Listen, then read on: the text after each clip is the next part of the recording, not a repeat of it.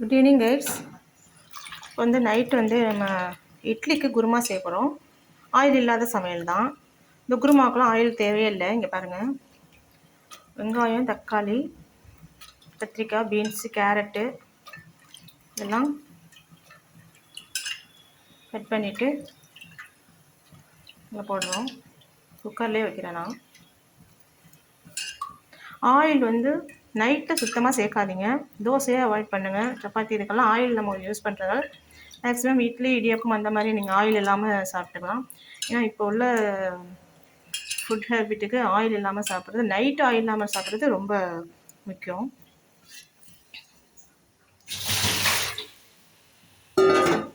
இதை பாருங்கள், காயெல்லாம் அதில் போட்டுட்டேன். இப்போது மசாலா அரைக்கிறதுக்கு பாருங்கள், இஞ்சி, பூண்டு,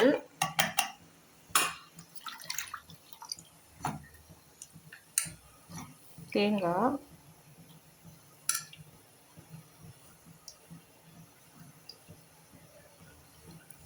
இஞ்சி, பூண்டு, தேங்காய்,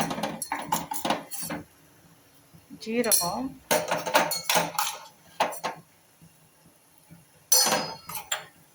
சோம்பு, கரம் மசாலா பொடி வந்து நானே வறுத்து, எல்லா மசாலா பொடியும் நானே வறுத்து காய வச்சு அரைச்சி வச்சுருக்கேன். இந்த பாருங்கள், கரம் மசாலா பொடி.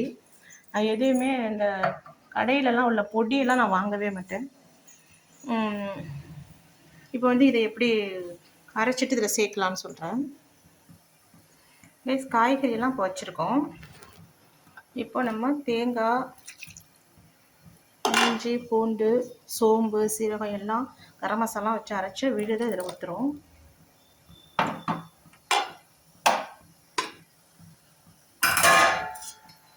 ஆயிலே இல்லாமல் தான் சமைக்கிறேன். ஆனால் ஒன்றும் சொல்கிறதில்ல யாரும், ஆயில் இல்லையே, தாளிக்கலையே. என்ன தாளிக்கிறதுக்கு தாளிப்பை நம்ம கொடுத்து தான் ஆகணும். இதுக்கெல்லாம் தேவையில்லை, குருமாவுக்கெல்லாம் தேவையில்லை. நீங்கள் செஞ்சு பார்த்தீங்கன்னா அவங்களுக்கே பிடிக்கும். ஊற்றிட்டு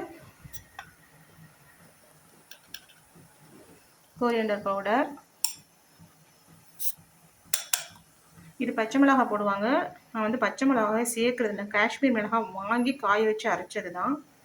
பச்சை மிளகாய் சேர்த்தா எங்களுக்கு வயிற்று புண்ணுக்கெலாம் ஒத்துக்காதுன்னு பச்சை மிளகாய் சேர்க்குறது இல்லை.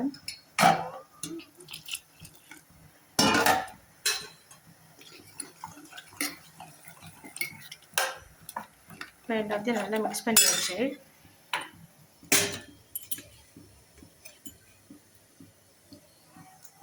கல்லுப்பு,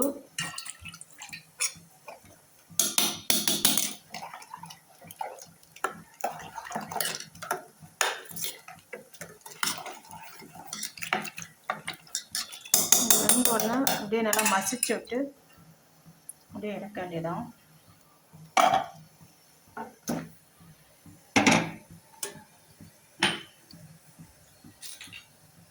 உங்களுக்கு நான் போடுற வீடியோ பிடிச்சிருந்தால் லைக் பண்ணுங்கள், சப்ஸ்கிரைப் பண்ணுங்கள்.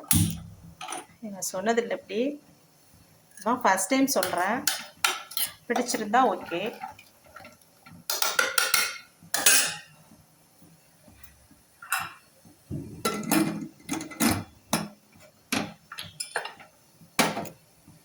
வச்சாச்சு. இப்போ குருமா ரெடி ஆனோன்னு பார்க்கலாம். பாருங்கள், வெஜிடபிள் குருமா ரெடி ஆயிடுச்சு. இதில் வந்து ஆயில் நான் ஒரு சொட்டு கூட ஆயில் சேர்க்கல. உங்களுக்கு ஆயில் சேர்க்காம செய்யணுன்னா அப்படி செஞ்சுக்கோங்க. இல்லைன்னா நீங்கள் வந்து ஆயில் சேர்த்தாங்கன்னா ஒரு ஸ்பூன் போட்டு சும்மா தாளிச்சுக்கோங்க. நான் இப்படி தாங்க செய்கிறது, ஆயில் இல்லாமல். நைட்டெல்லாம்